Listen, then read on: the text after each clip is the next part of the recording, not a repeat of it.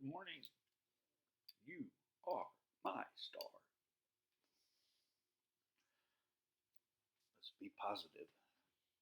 So much is negative around us, and so much is positive. So let's stay on the sunny side of life. I guess I'm going to start with how beautiful you are, and everyone is. And just to remember that, 8 billion, probably too many. We should probably start being more grown up and responsible about population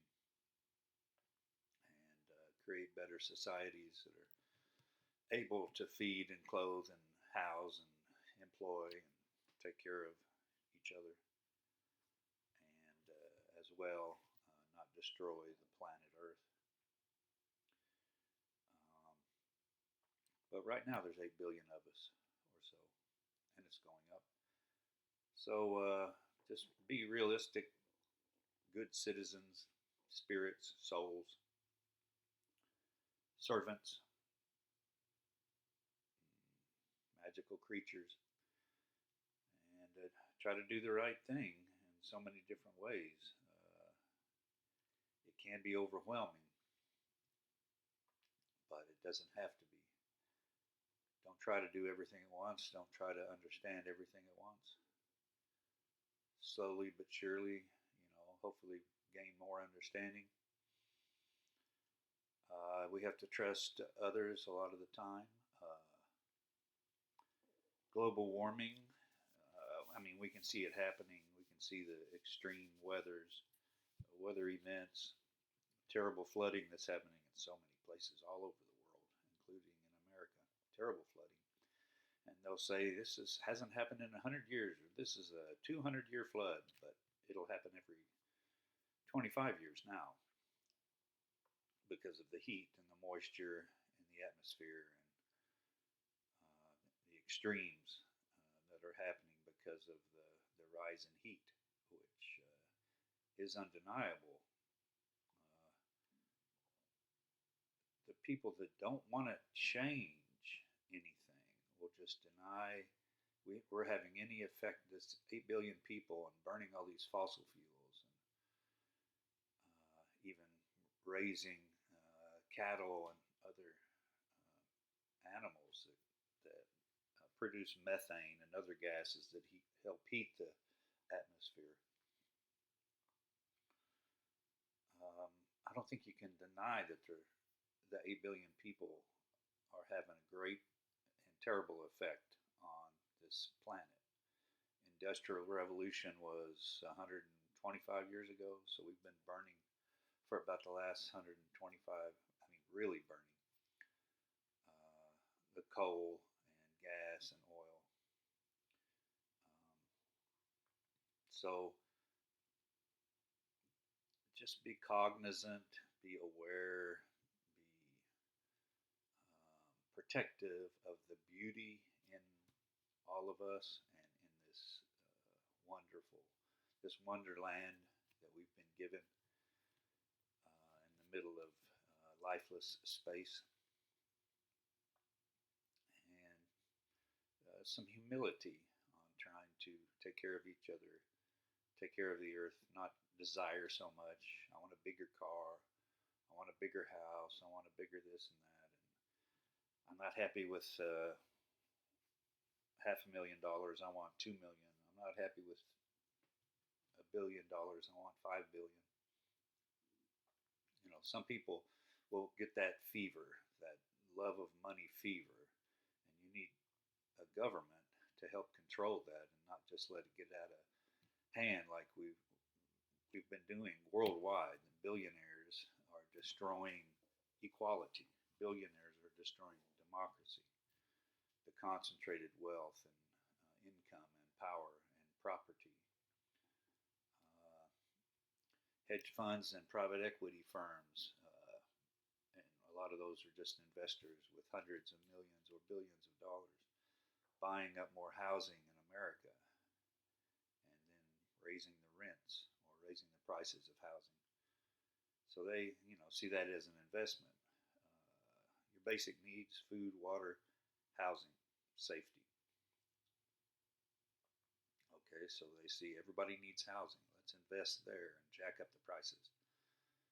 So instead of being a community where we care about each other and we want each other to have a good life and food, water, housing, and safety at the basic level, no, it's all about profit. So housing becomes a form of profiteering. Um, you could call it a type of slavery. I would call it a plantation. It's a plantation.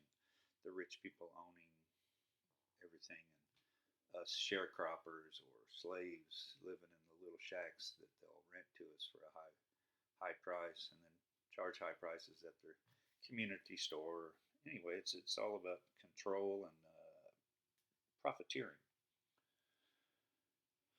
I've been reading a lot about the Constitution, and a lot of those founding fathers felt like self-interest motivated people, so they had to protect.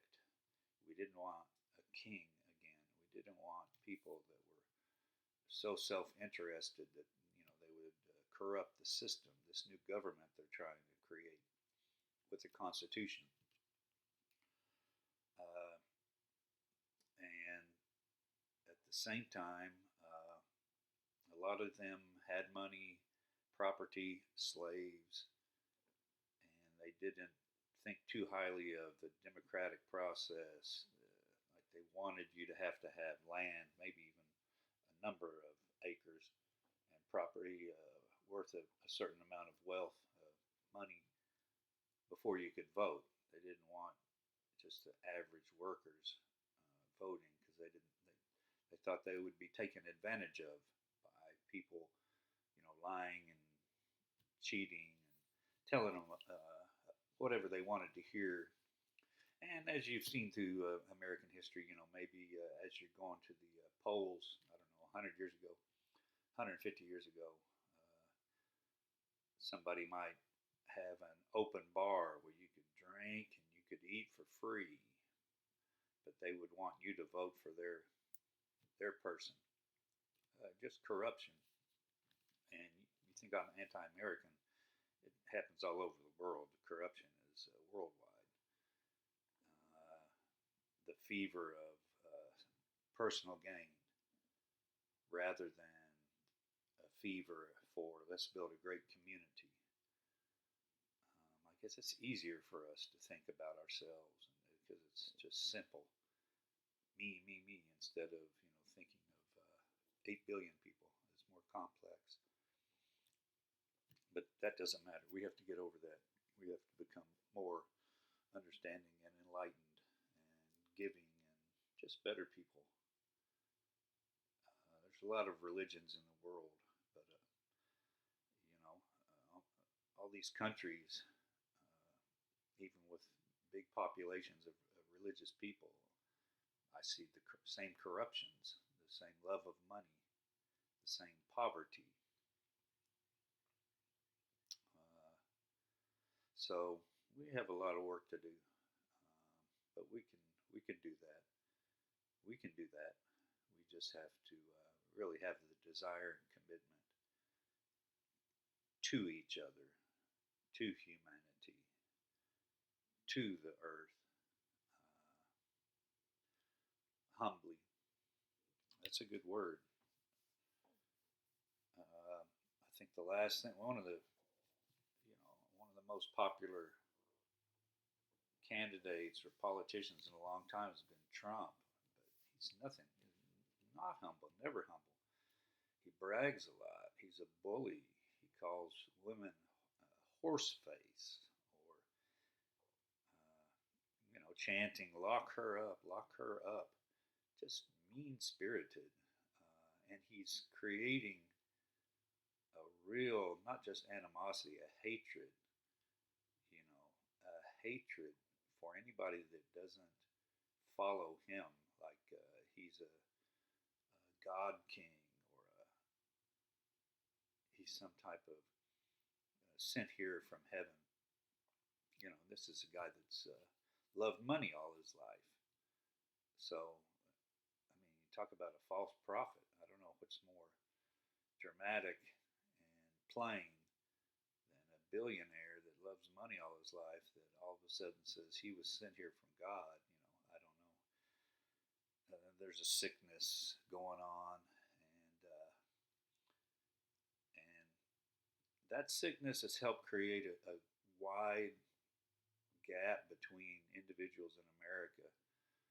Unequal. We're unequal, um, and we're not devoted to helping the people at the bottom. And I say the bottom 50%, or more than that. Over half of America has probably 2% of our wealth. We don't really care about that. And Trump is lying to these people, saying, "I'm with you, and I'll help you, and I'll." And it's like, if you're struggling, you want somebody to tell you that you're great and that they're going to help you, even if it's a lie. You feel like, hey, he's on my side. But I mean, realistically, just look at the history. Tax cuts for the rich and corporations, which are basically owned by the rich, um, passed by Trump as soon as he got into office, him and the Republicans. So, you know, you're just trying to fool yourself if you think that's not going to happen again. If that happens again, more tax cuts for the rich, more unequal, more people struggling to pay rent or to ever buy a house or to feel like they're not stressed out by the bills they have to pay. And we can make a better world for all of us, the working people. We can get rid of poverty.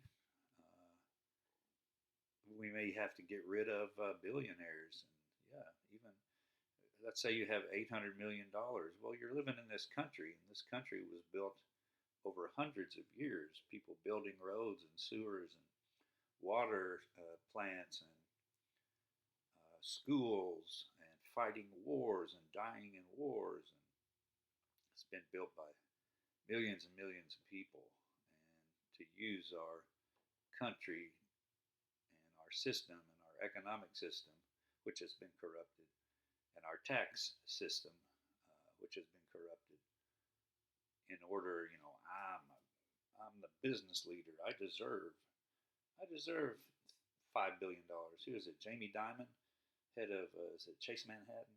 Anyway, one of the biggest bankers. People really like to talk about a lot and interview him. I looked him up. He's worth $2 billion, I think. So yeah, I mean, he's gonna. And he was talking about how Trump's not so bad, and yeah, especially if you're a billionaire. Actually, it's probably good for you. But what you're going to be surrounded by is more poverty and more pollution and more anger and more violence. Desperation is bred from poverty. People don't have enough to survive, and you're gonna have to stand up and fight for good people, a good community, honoring each other, and believing in each other and ourselves as some type of earth angels that were put here on this magic planet. This magic planet, surrounded by all this beautiful life. And even if it's not life, like go to Yosemite and El Capitan and Half Dome. I believe they're granite, but it's just rocks. But it's so beautiful. I walk in the woods here in the Ozarks, and I think sandstone is pretty, but the limestone with the I'm not sure what it is on the limestone, but it makes it all sorts of different colors of grays and greens and just beautiful. And that's what we were given, this beautiful home. But we have not been very good at being citizens. I like to say citizens or human beings, loving each other and loving our home. And again, humility and honor and service and joy and celebration of all that, and celebration of each other. This short time we're on this planet isn't to. There's a line. I don't know if it's in a song or maybe I'll put it in a poem. This holy mission is not a competition. Yeah, this is a holy or a sacred experience we're having. This is a sacred mission of being alive for so many years. And it's not about competing and trying to get rich.